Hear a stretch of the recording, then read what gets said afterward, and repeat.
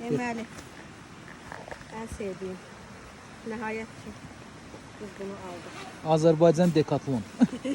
Azərbaycanın gidiyor. Deməli çok pratik. Çok pratik, çok bile rahat, yüngül. Eyni zamanda da çok möhtəşəm. Gəlirəm.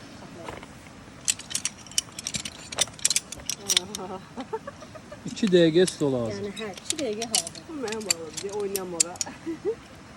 Baxın. 2 də bundan lazımdır. Motion ama bunun materialı nədən düzəldirlərsən? Hazır. Değil mi? Karbonlu nədir? Şimdi oturduk. Şimdi bir tane de bunu. Təsəvvür gör ki, məni belə saxlayır. Yəni 3 dənə çubuq məni saxlayır. Bundan o şeydə var idi o.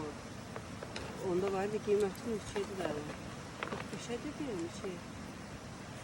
Nasıl böyle bakmış. Of. Danışıb eləməsən 1 dəqiqəyə hazırlayırsan. Çok.